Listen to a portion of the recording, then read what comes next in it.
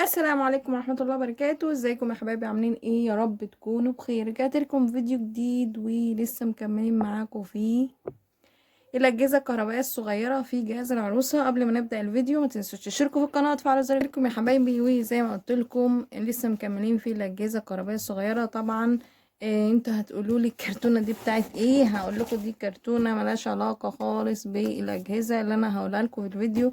دي انا كانت في عروسة وكده وماما جابتها لي عشان احط فيها حاجاتي يعني وكده. فالكرتونة طبعا بتاعت حلة وكده يعني. تمام، هفتح بقى الكرتونة واوريكم ايه اللي فيها.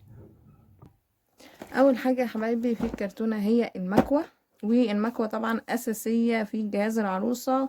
مفيش عروسة في مصر وفي اي دولة من الدول العربية بتدخل من غير مكوة، لازم المكوة باختلاف بقى موديلاتها وانواعها. وطبعا في منها دلوقتي طالع اللي هو الستاند ده. كان نفسي بصراحة ان انا اجيبه بس للأسف يعني كل شوية الاسعار بترفع نار كل ما انوي ان انا اجيبها وكده يعني. تمام، فاصلا ماما كانت جايبه لي المكوه دي. ف يعني هي حلوه، هي نوعها اقاي، قاعده سيراميك وهي مكوه بخار اصلا. تمام يا حبايبي، طبعا هي 2200 واط.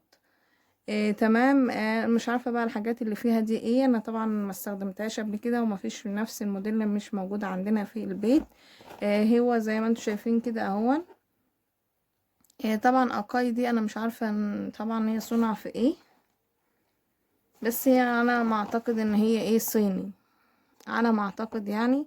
لا، صنع في مصر، صنع في مصر. تمام، انا برضو بحب المنتجات المصرية يعني، مانيش ضدها. بسم الله الرحمن الرحيم، ادي شكل المكوة. تمام. اللي عجبني برضو ان ماما جابتها لي وكانت باللون الرصاصي وانا بحب اللون الرصاصي برضو، من مشتقات اللون الاسود. تمام، وانت هتلاقوا برضو اغلب الحاجات اللي انا شارياها باللون الرصاصي اللي هو السيلفر. تمام، بسم الله الرحمن الرحيم، ده شكل المكوى اهون. وده القاعدة بتاعتها اهو، دي القاعدة بتاعتها هي. تمام، والشكل بتاعها اهون. ومن هنا كده انت بترفعي الغطا ده، مش عارفة هو بترفع ازاي. المهم ان هو بترفع كده وبتمليه مية، بتملي الجزء ده مية. تمام، انا هحاول فيه كده اهو يا حبايبي، انا حاولت فيه وفتح اهو كده، وبتكي كده وبتفتحي كده. طبعا هي عشان كان ايه اول مرة ليها يعني. وزي ما انتم شايفين اهو. وطبعا جاي معاها ايه؟ جاي معاها كوب معياري. جاي معاها الكوب المعياري ده، بصوا فيه اللي هو الجزء ده عشان خاطر وانتي بتحط هنا كده يبقى الموضوع سهل، مفيش مية تطلع برا. تمام، وده كان المكوة. وطبعا جاي معاها ايه؟ جاي معاها المراكز الخدمة المعتمدة بتاعتها. و... ودي ايه؟ دي ارشادات التشغيل بتاعتها. تمام، وجاي معاها دي شهادة الضمان. بصوا ماما جايبينها لي من كام؟ من 2019.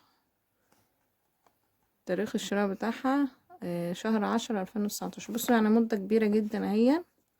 تمام، يعني خلاص اللي هي عايزة اقول الضمان بقى كام سنة.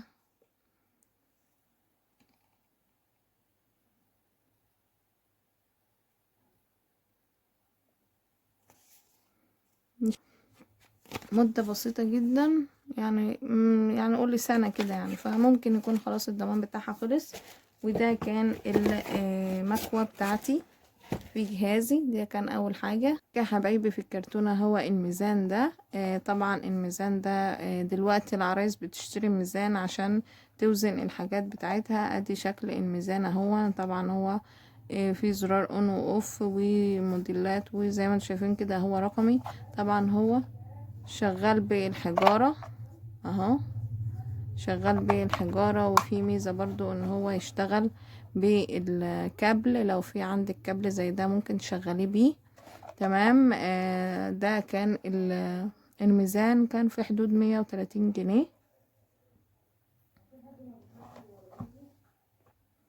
تمام يا حبايبي، ده كان اللي في الكرتونة. اتمنى تقولوا رأيكم ايه، ودي برضو حاجات مهمة بتجيبها العروسة في جهازها. اتمنى ان انا اكون بفيد العرايس او اي حد بيتفرج على قناتي وفيديوهاتي. اتمنى اللي مشتركش عندي في القناة يشترك في القناة ويفعل زر الجرس، واشوفكم على خير فيديو جديد. باي باي.